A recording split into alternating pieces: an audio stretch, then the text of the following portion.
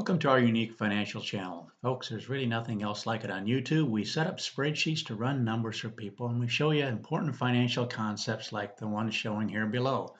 In this video, we want to look at somebody that's maybe in their 30s and has been able to save up $50,000, not quite the 100,000 that Charlie Munger recommended, but let's say you got 50,000 and you're in your 30s.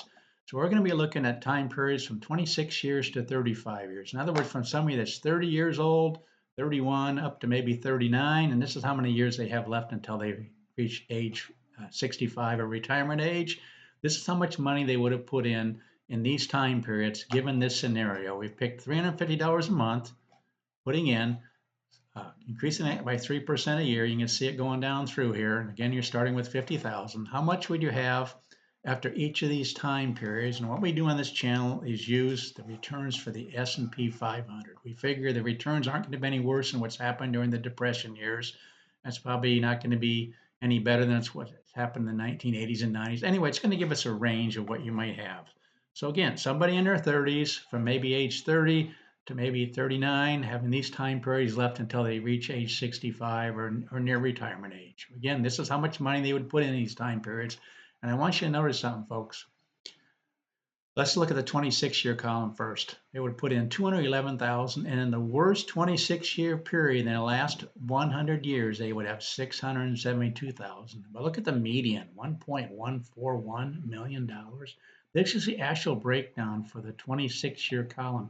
65% of the time color-coded in green going down through, you reach to $1 million. 24% color-coded in blue would be $2 million, and 3% of the time color-coded in gold would be $3 million. That color coding holds true all the way across here.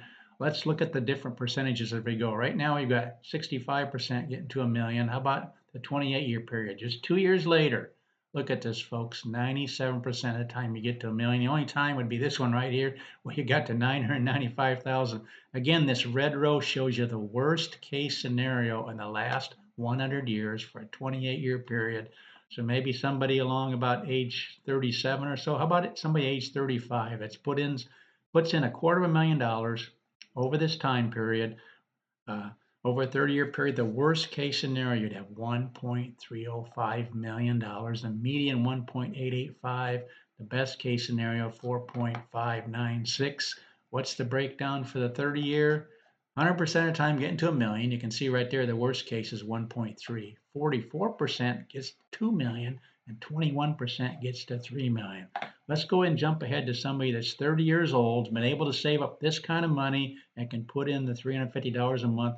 Look at the numbers now, folks. 100% of the time to $1 million. 100% of the time to $2 million, because the worst case scenario is 2.4 million, and 80% of the time color coded in gold, you actually get to $3 million. I always like to be fair on this channel, taking into account inflation, what might happen to these values in these time periods. For example, 30 years from now, this 1.305 million is not going to have the same buying power with a 3% inflation rate. It's going to have the buying power of like 537,000. But look out here at this 2.402 million after 35 years. Somebody that's 30 years old, already has 50,000 saved up, can save $350 a month. Increase that by 3% a year. Look at this, folks, 2.402. And the worst case scenario, the buying power, that'd be 853,000. The median 3.4 million. The median buying power would be 1.211 million. Folks, that's what we do on this channel. We just love to point out numbers just to show you where you might be in the future. We use actual numbers, and you're going to simply be amazed to see these numbers. We use the actual historical returns to the S&P 500, and we simply project what similar returns might do for you in the future. I just love running numbers for people, creating spreadsheets, showing these kind of numbers just to show you what compounding can do for you. Please consider subscribing, sharing, liking these videos. Let people know about this channel. Thanks for watching.